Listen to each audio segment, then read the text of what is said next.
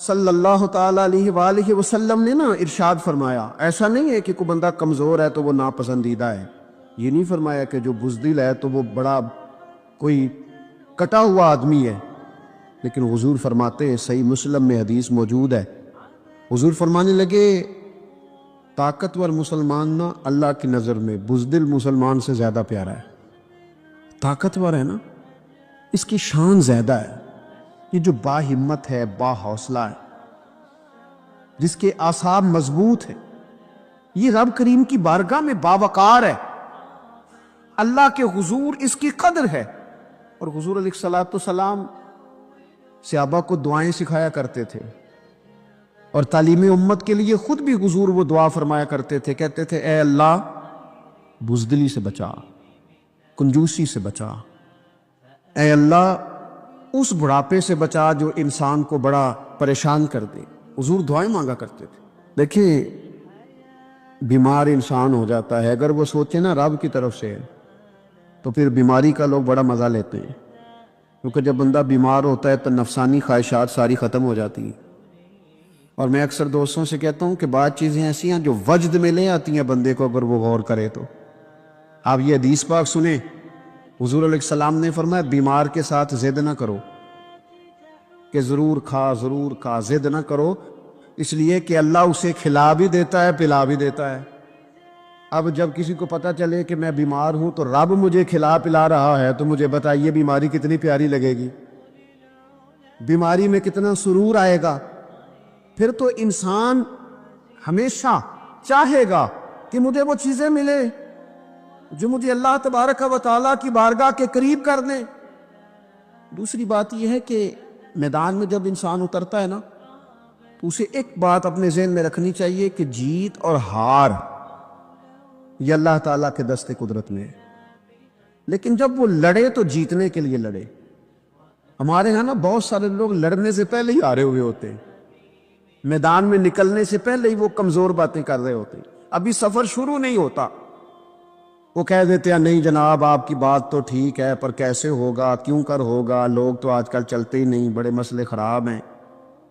اور پھر کچھ لوگ ایسے ہیں جن کی باتیں سن کر بندے بیک ایئر لگا لیتے ہیں، اور میں نے دیکھا باتیں کرنے والے وہی رہتے ہیں اور کام کرنے والے کہاں سے کہاں چلے جاتے ہیں۔ یہ یقینی نہیں کہ جیتیں گے، لیکن جب میدان میں اترے نا تو پھر ہمیشہ جیتنے کے لیے اتریں۔ کوشش کریں کہ میں نے اس انداز میں نکلنا ہے کہ میں نے نہ جیتنا ہے۔ حضرت مولا علی شیر خدا کرم اللہ تعالیٰ وجہ الکریم سے کسی بندے نے پوچھا حضور آپ ہر میدان میں کامیاب کیوں رہتے ہیں؟ فرمانے لگے جیت ہار تو رب کریم کے دست قدرت میں ہے، لیکن جب میں اترتا ہوں نا میدان میں تو میں دشمن دیکھ کے پہلے ہی فیصلہ کر لیتا ہوں کہ میں نے اس کے پیٹ میں خنجر مارنا ہے کہ گلے پہ، میں جیتنے کے لیے میدان میں اترتا ہوں۔ تو آپ دیکھ لینا دیواریں ہلتی رہتی ہیں اور در کانپ جاتا ہے، علی کا نام سن کر اب بھی خیبر کانپ جاتا ہے۔ کیوں کہ کہتے ہیں میں ذہن بنا لیتا ہوں کہ میں اسے کاٹ کے لاؤں گا، میں ڈرتا اور سہمتا ہوا میدان میں نہیں اترتا۔ ذہن ہوتا ہے کہ آج لڑوں گا تو جیتوں گا، آج میں دیکھیں میں کیا کرتا ہوں۔ حوصلہ نہیں پیدا کر پا رہے بچوں میں، کچھ بچے بھی اللہ خیر کرے عزم و ہمت والے لوگوں کے پاس بیٹھتے نہیں، اور دوسرا ہم اپنے بچوں کا کسی کو آئیڈیل بھی نہیں بننے دیتے۔ بچے کسی کا نام لیتے ہیں تو ہم کہتے ہیں پتر چھاڑ پرا، یہ دور ہی نہیں ہے۔ ہم کوئی ایسا ذوق، کوئی مزاج، کوئی طبیعت پیدا ہی نہیں ہونے دیتے۔ کچھ آنے والی نسل کا مزاج ہے کہ وہ اٹھنا نہیں چاہتی، بیٹھنا نہیں چاہتی، چلنا نہیں چاہتی، وہ چاہتی ہے میں لیٹی رہوں، موبائل میرے ہاتھ میں رہے، باقی سارے کام ریموٹ کنٹرول ہو۔ جب انسان دیکھیں نا، ایک ڈاکٹر صاحب کے پاس ایک دفعہ میں گیا تو ایک مریض کو وہ سمجھا رہے تھے، اسے کہہ رہے تھے کہ تو تھوڑی ورزش بھی کیا کر، تھوڑی ورزش بھی کیا کر، اور ساتھ انہوں نے بڑی اچھی بات کی، کہنے لگے اللہ تعالیٰ نے نا جسم میں جوڑ بنائے ہیں، یہ گھٹنے ہیں، یہ کونیاں ہیں، اللہ نے جوڑ بنائے ہیں، اسی لیے تو بنائے تھے کہ تھوڑی ان کو حرکت بھی دی جائے، لیکن اگر آپ ان جوڑوں کو حرکت ہی نہیں دیں گے تو یہ تو زانگا لود ہو جائیں گے۔ تو کام زندگی میں عزم کے ساتھ، ہمت کے ساتھ، اور سب سے بڑی مضبوطی یہ ہے کہ آپ یہاں سے مضبوط ہو، آپ اعصابی طور پر مضبوط ہو، یہ جو کمزوری ہے نا، ذہنی کمزوری، میں نہیں پسند کرتا کہ مطلب خواتین بچوں کو اس لیے ڈرائیں کہ بیٹا او ہو بلی آ گئی ہے. وہ بلی کیا ہوتی ہے جی؟ لیکن جو خواتین حج بھی بچوں کو بلی سے ڈرائیں گی، اچھا اس کو ڈرا بلی سے رہی ہوتی ہیں اور ساتھ کہہ رہی ہوتی ہیں ماما کا شیر. یہ آپ کا شیر بلی سے ڈرتا ہے؟ یہ اماں کا شیر بلی سے ڈر رہا ہے؟ آپ نے اس سے بلی سے ڈرا دیا اور نام شیر رکھ دیا ہے. یہ کیسا شیر ہے کہ جو بلی آتی ہے تو بھاگ جاتا ہے؟ یہ ماحول مطلب متضاد ہے. یہ کاکروچ دیکھ کر چیخیں مارنا نا، یہ برگر فیملی ہونے کی علامت ہے. چھپکلی دیکھ کر نا چیخیں مارنا، یہ امیر گھروں کی علامت ہے، پڑھے لکھے لوگوں کی علامت. یہ کیا مذاق ہے؟ جو قوم چھپکلی سے ڈرتی ہے، کاکروچ سے ڈرتی ہے، اور جو لوگ کہتے ہیں ہو یہ جناب یہ تو اندر میرے وہ آ گیا ٹوکا تو یہ کھا جائے گا، تو یہ قوم انقلاب برپا کرے گی؟ یہ میدانوں میں نکلے گی؟ بڑے خوبصورت انداز میں ویڈیو بنا کے تو اس کو شیئر کیا جاتا ہے کہ وہ جی قربانی والے دن بکرا ذبح ہو رہا تھا تو بچہ رو پڑا. کیا بات کرتے ہیں آپ؟ یہ جہاد کرے گا بچہ کل کو جو بکرے ذبح ہونے پر ہوتا ہے؟ اعصابی مضبوطی، ذہنی طور پر مضبوط کب ہوتی ہے؟ جب انسان اخلاقاً مضبوط ہوتا ہے، اس کی طبیعت وزادار ہوتی ہے، اس کا مزاج اسے مضبوط کرتا ہے. آپ ایک حدیث دیکھیں، ترمذی میں موجود ہے. حضور علیہ الصلوۃ والسلام نے فرمایا جب اللہ تعالیٰ نے زمین کو پیدا کیا تو زمین ہلنے لگی. اللہ نے پہاڑوں کو میخیں بنا کر، قلعے بنا کر زمین میں لگا دیا تو زمین ٹھہر گئی. فرشتے فوراً عرض گزار ہوئے کہ مالک تیری سب سے طاقتور مخلوق یہ پہاڑ ہے؟ فرمایا نہیں، لوہا جو ہے نا وہ پہاڑوں سے بھی طاقتور ہے، کیونکہ لوہا پہاڑ کو کاٹ دیتا ہے. یا اللہ پھر لوہا سب سے طاقتور ہے؟ فرمایا نہیں، آگ اس سے بھی طاقتور ہے. کیا آگ سب سے طاقتور ہے؟ تو فرمایا نہیں، پانی بھی ہے. کیا پانی طاقتور ہے؟ فرمایا ہوا بھی ہے، جو پانی کا رخ پھیر دیتی ہے. مسلمانوں خدا را اس سے بڑا ذوق نہیں ملے گا. میں طاقتور ہونے کا طریقہ بتا رہا ہوں. ہمارے ہاں لوگ سمجھتے ہیں کہ میں بولتا زیادہ ہوں اس لیے میں طاقتور ہوں، میرے پاس اسلحہ زیادہ اس لیے میں یہ دیکھو حضور نے بتایا طاقتور کون ہوتا ہے. یا رسول اللہ پتھر پہاڑ طاقتور ہے؟ تو فرمایا نہیں، ان پر تو لوہا ہے، لوہا طاقتور ہے. نہیں، اس پر تو آگ ہے، آگ طاقتور ہے. نہیں، اس پر تو پانی ہے، پانی طاقتور، اس پر تو ہوا ہے. تو حضور پھر مہربانی کریں بتائیں طاقتور کون ہے؟ تو یہ دیکھو نا، یہ یاد رکھو نا، یہ کائنات کے سب سے بڑے حکمت والے محبوب کی بات یاد رکھو نا. حضور فرمانے لگے سب سے زیادہ طاقتور وہ مومن ہے جو سیدھے ہاتھ سے صدقہ دیتا ہے اور دوسرے کو پتہ بھی نہیں لگنے دیتا. اس ہاتھ سے صدقہ دیا اور اس ہاتھ کو پتہ، جس میں یہ اخلاقی طاقت آ جائے نا کہ اللہ کے رستے میں دیکھ کر پھر اسے چھپانا آ جائے، وہ بڑا طاقتور آدمی ہو. وہ میں یہ سب سے بڑا طاقتور ہے جس نے اپنے رب سے راز نیاز شروع کر لیے. اللہ کے رستے میں دیتا ہے، پھر کسی کو خبر ہے. یہ کون سی طاقت ہے؟ یہ روحانی طاقت ہے، یہ اخلاقی طاقت ہے، یہ کردار کی طاقت، یہ سوچوں کی طاقت ہے، یہ آپ کے مزاج کے بلند ہونے کی طاقت ہے.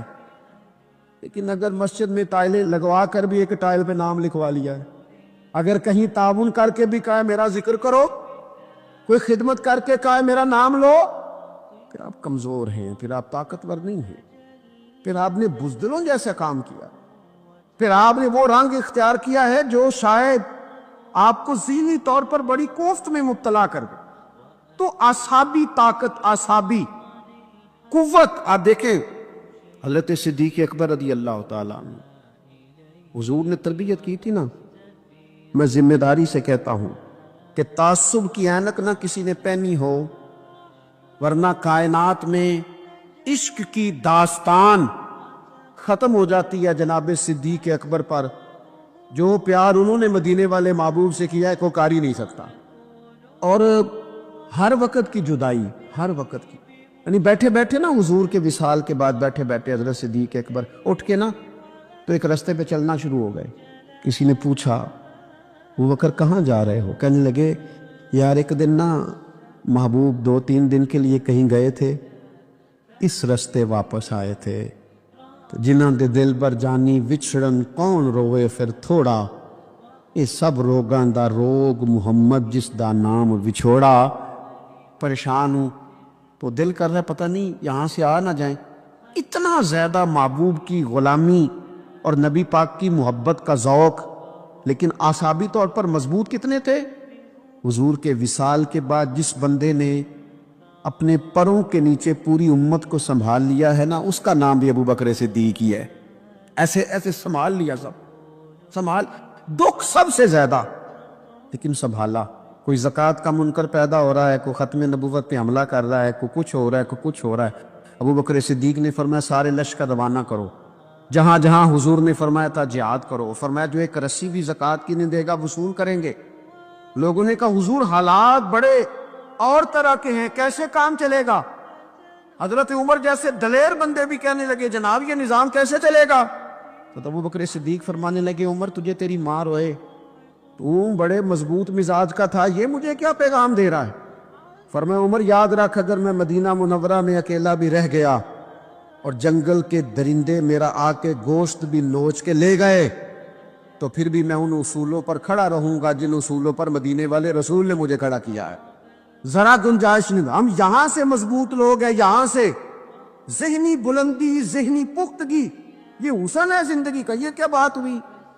پرسوں فیصلہ کوئی اور تھا، سویرے پروگرام کوئی اور بن گیا، کل فلانے کا مرید تھا آج مجھے فیض نہیں ملا ادھر جا رہا ہوں، پرسوں فلانے کو استاد بنا بیٹھا تھا آج میرا پروگرام بدل گیا ہے، کل میری سوچیں اور تھیں آج میری سوچیں اور ہیں۔ جو قوم ساری زندگی تعین ہی نہ کرے وہ کام کیسے کرے گی؟ جو رستے کا آغاز ہی نہ کرے وہ منزل پر کیسے پہنچے گی؟ تو کمزور باتوں سے نکلے، بزدلانہ سوچوں سے باہر آئیں، طے کریں زندگی میں یہ کچھ ہم نے کرنا ہے۔ میں نے کہا ہے نکلے میدان میں جیتنے کے لیے، پھر رب کی مرضی ہے، پھر اللہ کی مرضی ہے۔ ساری زندگی صحابہ پر قرض رہا، قرضے بھی رہے، خدمتیں بھی ہوتی رہیں، جہاد بھی ہوتے رہے، ڈیوٹیاں بھی ہوتی رہیں، سارے کام ہی ہوتے رہے۔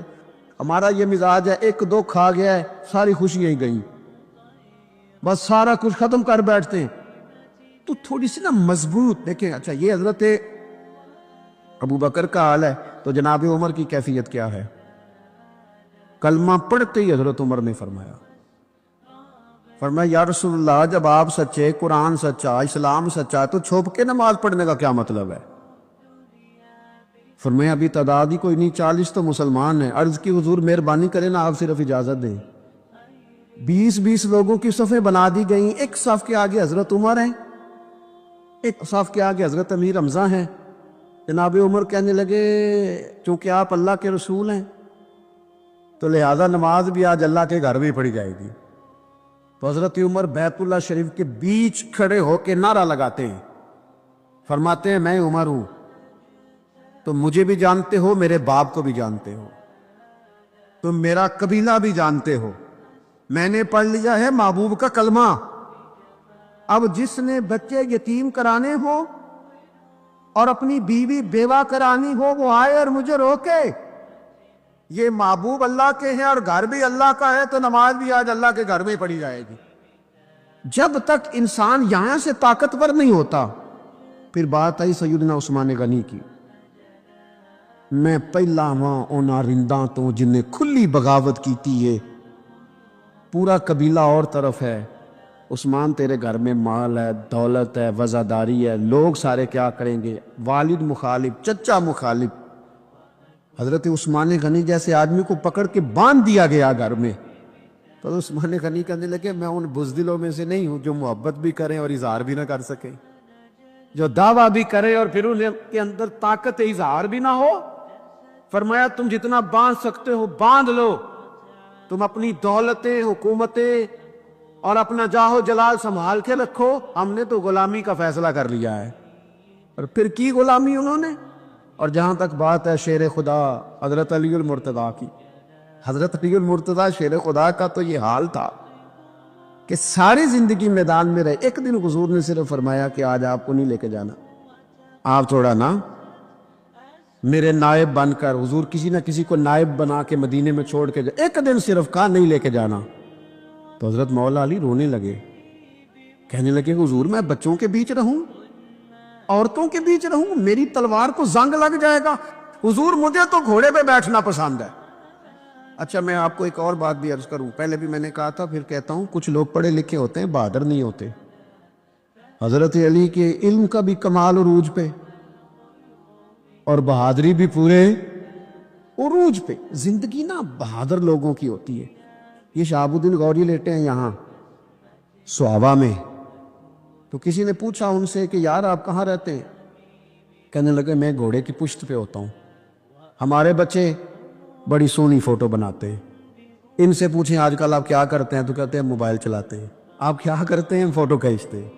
آپ کیا کرتے ہیں؟ کہتے ہیں وہ نا مجھے ایسا عجیب مسئلہ ہے موبائل کا کہ بچوں کی نا مطلب میں کئی دفعہ سوچتا ہوں کہ اگر انہیں کچھ 4 گھنٹے موبائل سے علیحدہ رہنا پڑا نا تو ہو سکتا ہے کہ ان کو ڈاکٹر کو بھی دکھانا پڑ جائے، اس لیے کو بری حالت ہو گئی.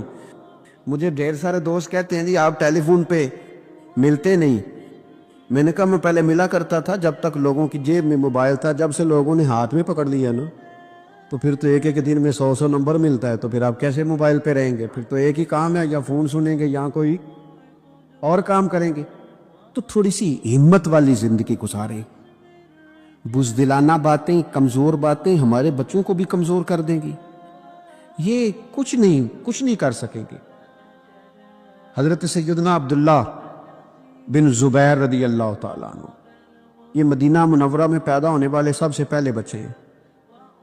حضرت سیدنا ابوبکر صدیق رضی اللہ تعالیٰ عنہ کے نواسے ہیں، حضور کے پھپھو جناب صفیہ کے پوتے ہیں، اور عشرہ مبشرہ سے صحابی حضرت زبیر بن عوام ان کے بیٹے. شروع سے ہی بڑے بہادر تھے. ایک دن کچھ بچے گلی میں کھیل رہے تھے تو ایک شخص نے آ کے نا چیخ ماری، ڈرایا، سارے بچے بھاگ گئے. جناب عبداللہ ابن زبیر کہنے لگے کیوں بھاگتے ہو؟ اب چیخوں سے بھی ڈرو گے؟ واپس آؤ سارے، میں تمہارا امیر ہوں، آؤ ذرا اس پر حملہ کریں. ہم سارے بھاگے اور یہ اکیلا کھڑا رہے. اس پر حملہ کیا، وہ ڈرانے والا خود ڈر کے بھاگ گیا.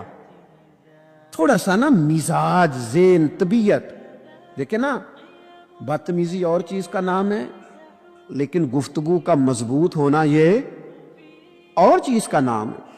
لیکن اگر دل آپ صاف رکھیں، ٹھنڈا رکھیں، حوصلے والا رکھیں، آپ کے اندر کوئی شے نہ ہو کسی بندے کے لیے، تو پھر آپ یقین کریں کہ زندگی بڑی مزیدار ہو جاتی.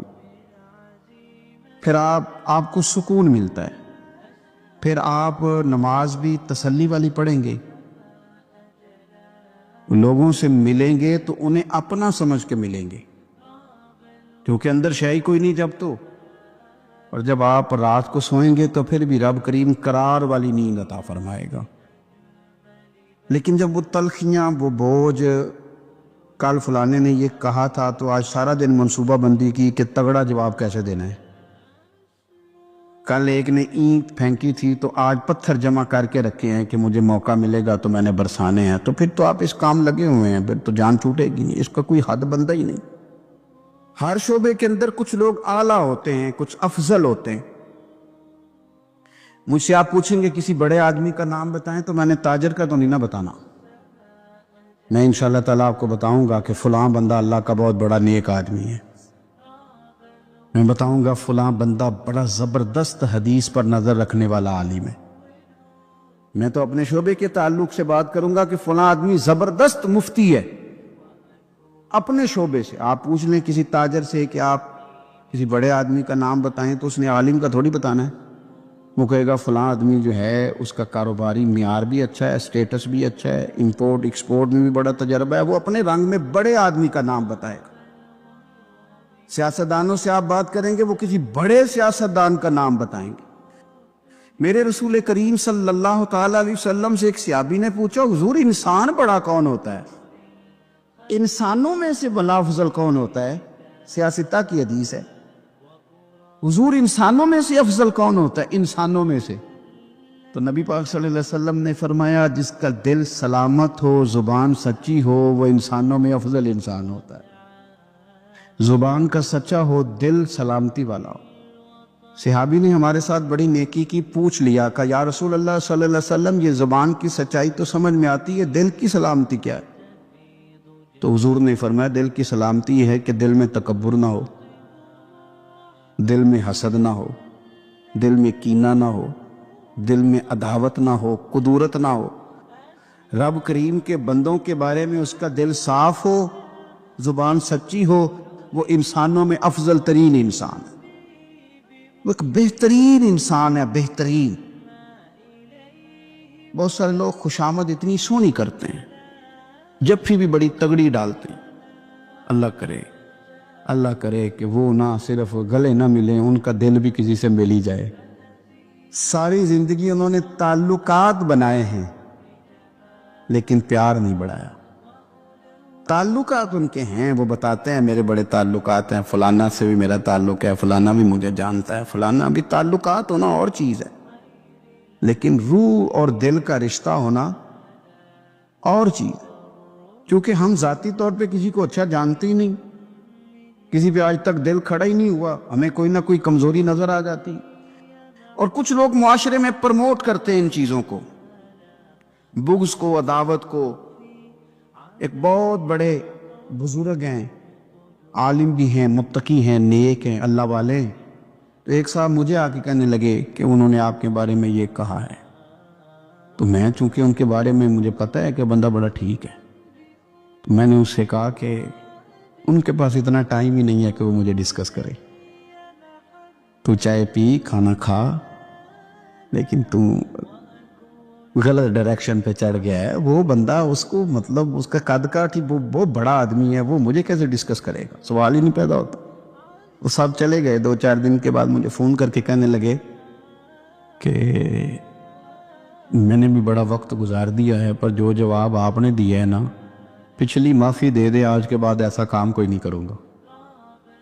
ہم نہ چسکا لے کے سنتے ہیں ایسی باتیں جو ہمارے دلوں میں دوسروں کی عداوت پیدا کرتی ہیں۔ آپ کو پتہ ہی نہیں آپ کے ساتھ لوگ ہاتھ کیا کر جاتے ہیں۔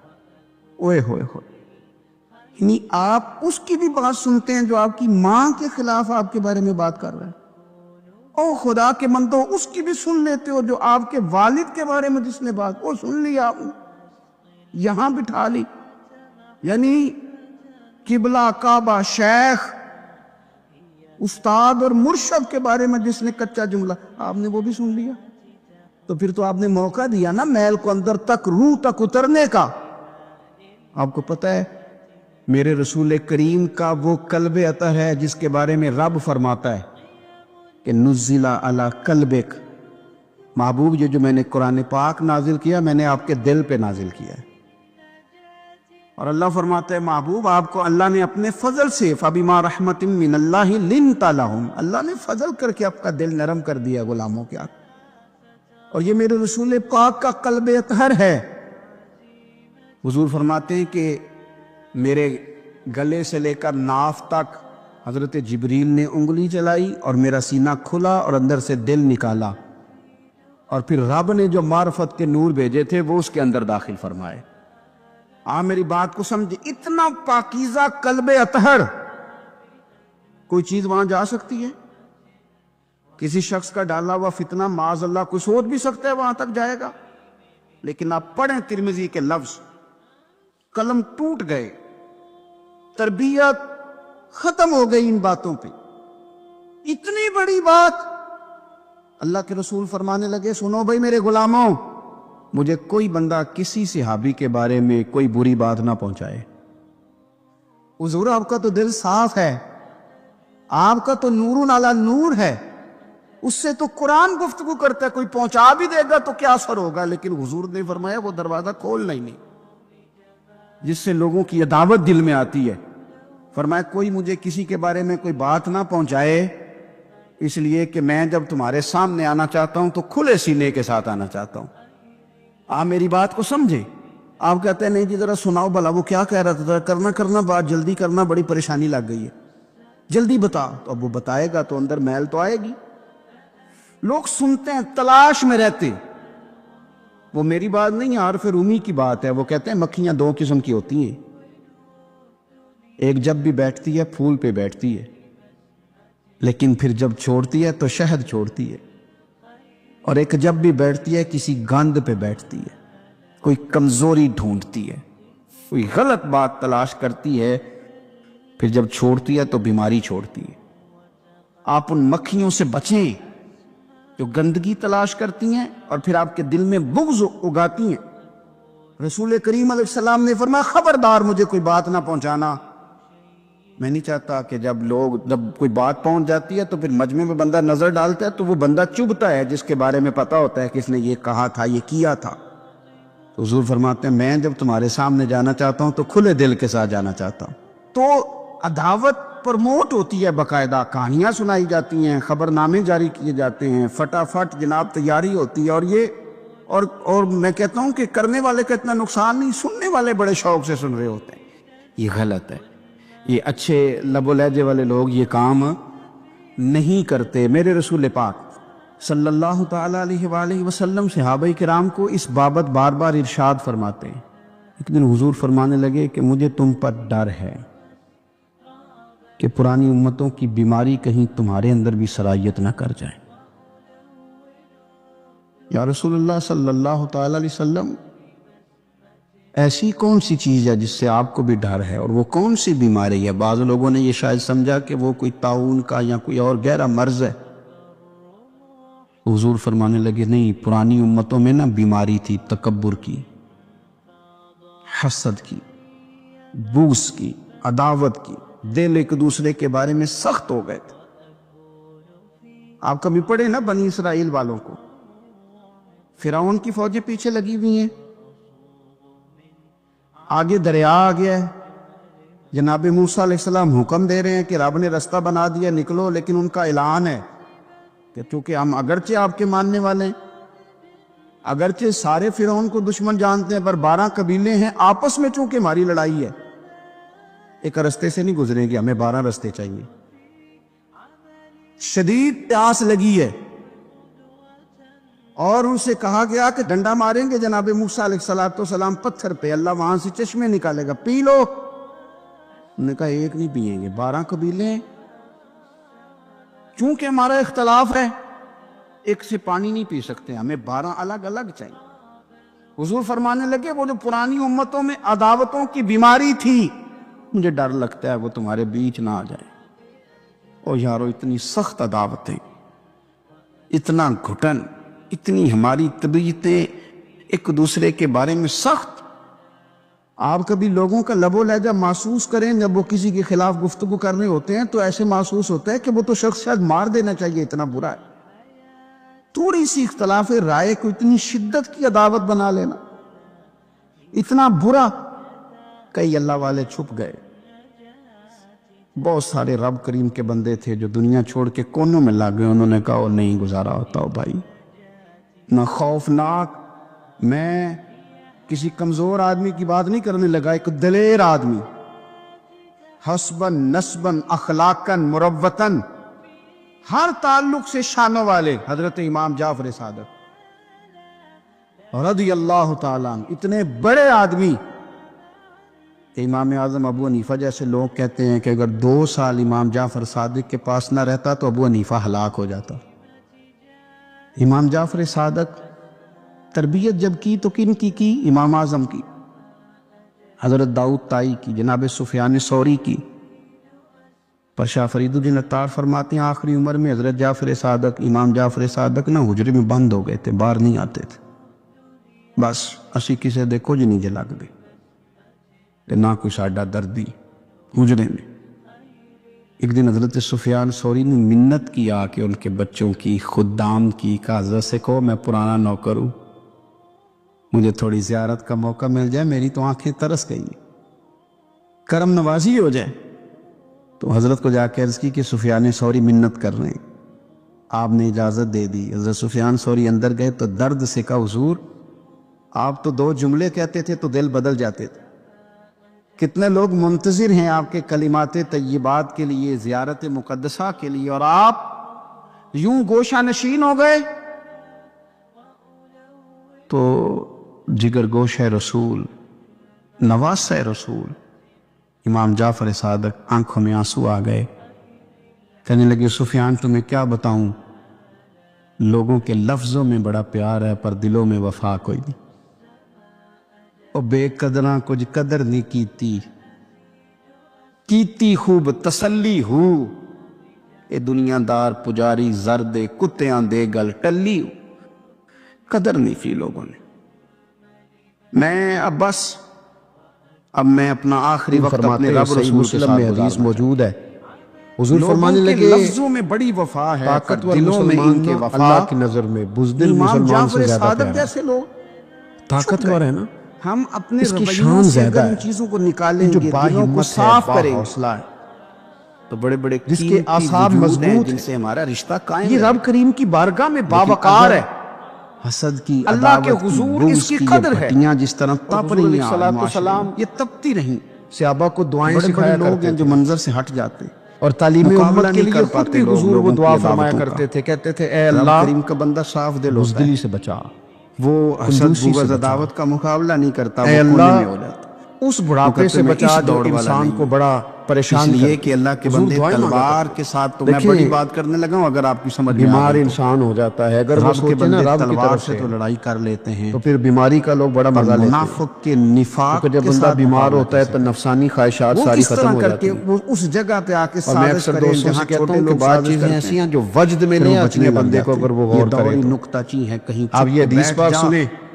حضور علیہ السلام نے فرمایا بیمار کے ساتھ ضد نہ کرو، پھر وہ لوگ نکل جاتے، کھا ضرور کھا، ضد نہ کرو، کشادہ اس لیے کہ اللہ اسے کھلا بھی دیتا ہے پلا بھی دیتا ہے۔ آپ اب جب کسی کو پتہ چلے کہ میں بیمار ہوں تو رب مجھے کھلا پلا رہا ہے تو مجھے بتائیے بیماری کتنی پیاری لگے گی۔ ایک تو سوچیں بڑا اچھا ہمیشہ بیماری میں کتنا سرور آئے گا، صحیح سوچ، پھر تو انسان ہماری سوچیں گڑبڑ ہو ہمیشہ چاہے گا درست وہ چیزیں ملے اپنی سوچوں کو لے کر کے جائیں، کی بارگاہ کے قریب کرنے، سوچوں کو مثبت رکھیں، ایک تو سوچ مثبت، میدان میں دوسرا میں آپ سے محنت کروں گا آج بڑا سونا بات اپنے ذہن میں رکھنی چاہیے، زندگی میں دولت اور ہار نہ لگانا، یہ اللہ تعالیٰ کے دست قدرت میں، اور زندگی میں کسی بندے کو بھی تولنا ہے تو دولت کے ترازو میں نہیں تولنا۔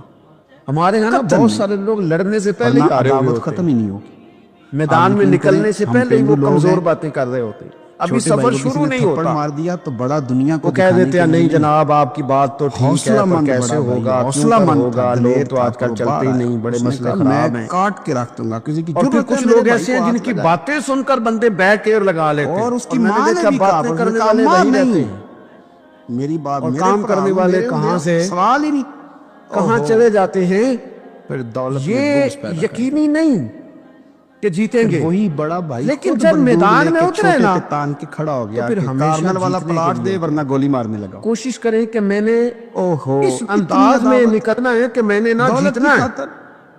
حضرت مولا عمر کا زمانہ تھا، کرم اللہ تعالیٰ وجہ الکریم سے کسی بندے نے پوچھا حضور آپ ہر میدان میں کامیاب کیوں رہتے ہیں؟ فرمانے لگے جیت ہار تو رب کریم کے دست قدرت میں ہے، لیکن جب میں اترتا ہوں نا میدان میں عمر شکر کا میں دشمن دیکھ کے پہلے ہی فیصلہ کر لیتا ہوں کہ میں نے اس کے پیٹ میں خنجر مارنا ہے کہ گلے پہ میں جیتنے کے لیے میدان میں اترتا ہوں۔ بکر کا دور اچھا تھا، آپ دیکھ لینا دیواریں ہلتی رہتی، ایک وقت بھوک کاٹتے تھے اور در کانپ جاتا ہے، میرے لیے یہ آزمائش علی کا نام سن کر اب بھی خیبر کانپ جاتا ہے۔